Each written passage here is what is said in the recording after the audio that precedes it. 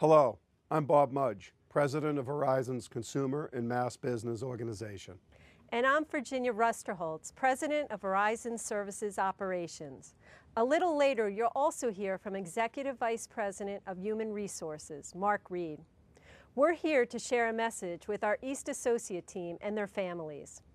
As all of you know, we're in the midst of important negotiations for our new East labor contracts for our wireline employees.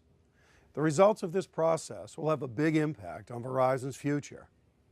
We know emotions can run high at a time like this, and you've probably been hearing a lot of confusing messages about what's being proposed and why. I know some of you may be thinking that getting a video sent to your home is a costly way to share the company's message, but that's not so. The cost of producing and shipping this to you is less than $1, which we believe is a worthwhile investment to reach you directly on this important issue. Over the next 10 minutes, we'll share what Verizon is committed to and why change is necessary.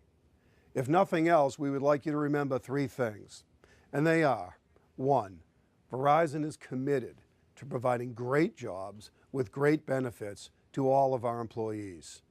2, we need to ensure that our wireline business will be competitive and profitable in the future so we can provide those great jobs. And 3, we must continue to focus on providing our customers with great service as company and union representatives continue to negotiate. Now I'd like to turn it over to Mark Reed. You've heard a lot about how Verizon supposedly is trying to destroy middle-class jobs. In fact, the opposite is true. We're trying to preserve good-paying middle-class jobs, but to do so, we need to address the serious business issues confronting our wireline unit. Like the rest of employers in America, Verizon faces increasing healthcare costs. We spent approximately $1.7 billion last year on healthcare coverage for employees, retirees, and dependents covered by the East contracts. The plans available to you are by far the most expensive in the company. Just look at how much the average U.S. worker contributes to their own healthcare premium compared to East associates. On average, U.S. workers contribute more than $4,000 toward the premium for family coverage, while our East associates currently pay nothing toward their premium. As the figures show, these plans put Verizon at a competitive disadvantage in the marketplace. This jeopardizes the future growth and success of the company and ultimately the ability to maintain and grow high-quality jobs that are among the best in the industry. As a result of this significant and ever-growing expense, we are seeking changes to the current plans. With these changes, the plans would, among other things, provide access to free preventative screenings and wellness exams, protect those with a chronic illness, and offer a safety net to those facing the potential devastating financial effects of a catastrophic illness. In addition, Congress has said that health care plans they deem to be overly generous, so-called Cadillac plans, are subject to an excise tax enacted in the Patient Protection and Affordable Care Act. If East associates and retiree health care plans remain unchanged, they will exceed the excise threshold and qualify as Cadillac plans. Should this occur, Verizon's cost for health care would increase by as much as $200 million annually. We want to continue to offer jobs and benefits at a sustainable cost structure. But to achieve this, we must make changes to your health care plans that include contributions and plan design modifications. These kinds of changes the CWA and IBEW have already agreed to with other major employers, including AT&T. We ask that you consider these facts as we continue to bargain. Our goal is to reach an agreement that provides great jobs with valuable, competitive, and sustainable wages and benefits for employees and their families. We need our wireline business to reflect the realities of today's marketplace. We all know that consumers are cutting the cord, competition is increasing, and the U.S. economy is in a lengthy downturn. Just consider that 30% of U.S. households have disconnected their landlines, and projections are that will rise to 50% by 2015. It's clear there have been dramatic changes in our industry and the marketplace over the past 10 years.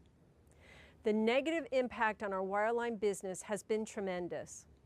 We've lost more than 50% of our access lines in spite of the growth in FiOS. Profitability has declined for 10 years, and Wireline's operating profit margin has dropped from 14.9% in 2004 to just 1.9% in 2010. Beyond getting our costs in line, we also have to reform our rigid work rules so we can be more flexible and quicker on our feet, as we are when we respond to natural disasters. And we have to keep improving the quality of the customer experience. That means we can't allow outdated practices that were negotiated years ago to get in the way of satisfying our customers. Here are some examples of changes we're proposing. We want the ability to share calls among call centers, regardless of geography, which would reduce the time customers spend on hold. We propose sharing work between call centers to prevent the need to transfer our customers. We want sales reps to be able to handle basic tech support functions, things like checking the status of a repair ticket or doing an internet speed test, or allowing tech support reps to handle basic sales requests, like updating a billing address or handling an order for a pay-per-view event. It's silly for us to transfer customers across different work groups when we don't have to. And we have a proposal to help employees better balance work and family, such as by allowing eligible call center reps to work from home or eligible techs to home garage their vehicles. We can't do any of these things if we hold on to the practices of the past.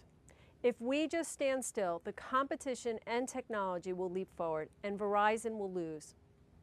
Delivering a superior customer experience is critical for Verizon to win in the marketplace, and many of our work rules simply are out of touch with what customers expect. And if we don't satisfy them, they have plenty of other choices. We have invested billions of dollars in our wireline business to transform and improve our competitive position. That means all of us need to keep our focus on serving our customers. This has already been a long process and is likely to go on for many weeks to come. Both sides have professional negotiators engaged in a serious process, one your union leadership has agreed to, so that we can arrive at a fair resolution for all concerned. So let's allow the negotiators to do their work at the bargaining table. Our job, yours and mine, is to deliver quality service to customers. You've recently worked through a hurricane, floods, even an earthquake, with the tremendous service ethic Verizon is known for. You are the face of Verizon. I ask that you keep on delivering for our customers and trust that the collective bargaining process will produce a contract that fairly balances the needs of Verizon with those of you and your family. We know this isn't easy, but you're not in this alone. In fact, we're not asking you to make any adjustments that the other 135,000 employees at Verizon haven't already made to help keep our company strong. We believe that with smarter processes, affordable benefits, and more flexible practices, we can work together to reinvent the wireline business for a more profitable, successful future. And that will help Verizon preserve the jobs we provide today. We are committed to productive discussions with union leaders to achieve that end. We appreciate you for taking the time to review this message. If you would like additional information, please visit this website.